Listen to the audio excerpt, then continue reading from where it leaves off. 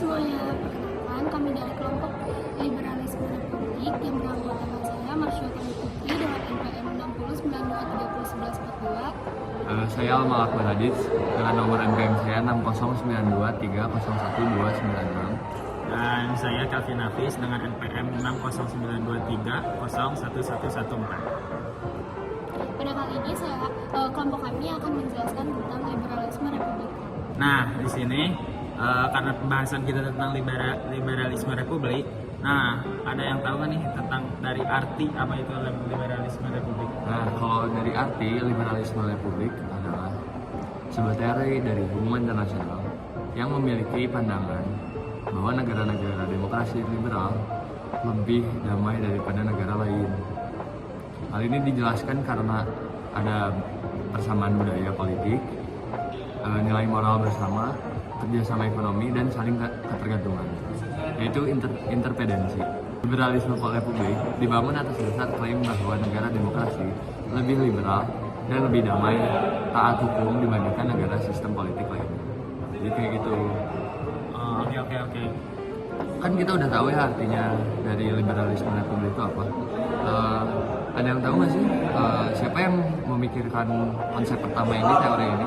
Nah, konsep pertama liberalisme republik itu pemikir pertama kali dari liberalisme bisa diartikulasikan oleh Immanuel Kant.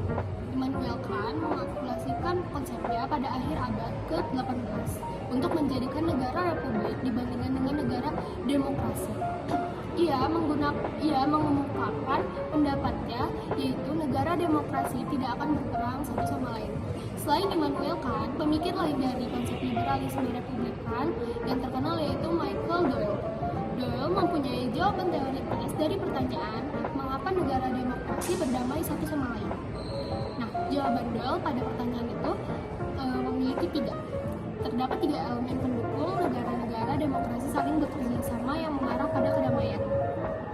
Poin-poin elemen yang disebutkan oleh Michael Doyle diantaranya yaitu yang pertama, negara demokrasi liberal mengutamakan perdamaian pada kondisi penyelesaian konflik, dan yang kedua, hubungan damai antara negara berdasarkan landasan moral yang sama, dan yang terakhir, yang ketiga, kerjasama ekonomi dan interdependensi yang saling menguntungkan. Oke.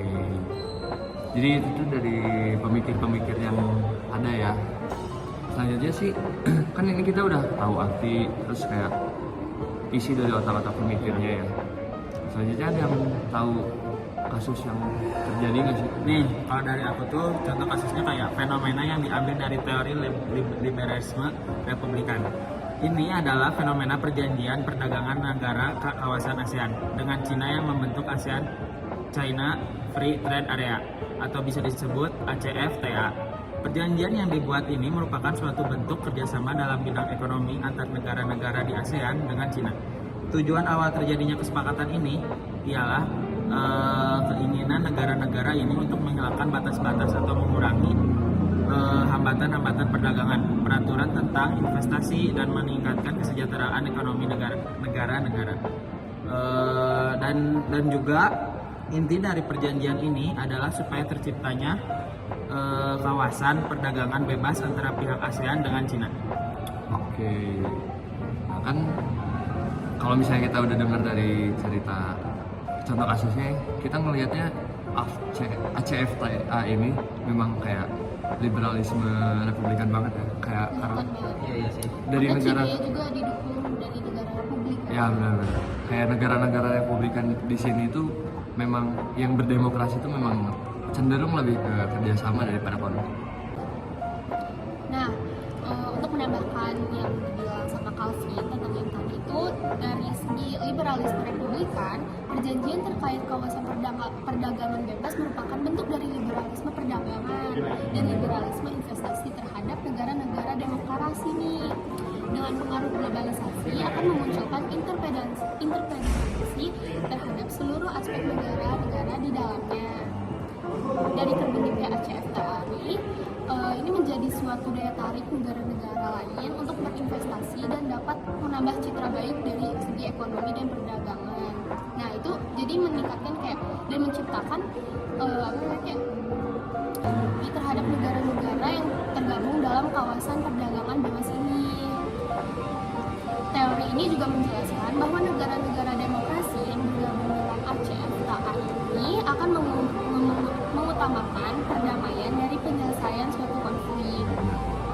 Lalu teori ini juga menjelaskan situasi negara-negara demokrasi ini kompetitif dan terciptanya intervensi dan akan cenderung melakukan kerjasama demi menguntungkan negaranya tanpa mengorbankan pihak lain. Kalau misalnya dari cerita tambahan tadi dari saya, emang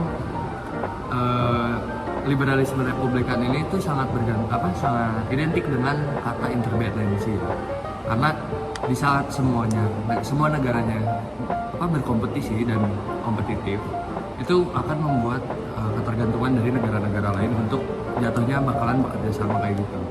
Jadi dari ACFTA ini kita memang sebagai bentuk liberalisme republikan yang sangat kelihatan. Ya benar-benar kayak mencerminkan liberalisme republikan banget ya, Ya, contohnya ya. tadi. Ya paling dari pembicaraan kita tentang liberalisme republik ini cukup segini aja. Dan terima kasih juga yang sudah menonton tentang podcast atau apapun. Terima kasih banyak. Ya segitu aja. Terima kasih. Dadah.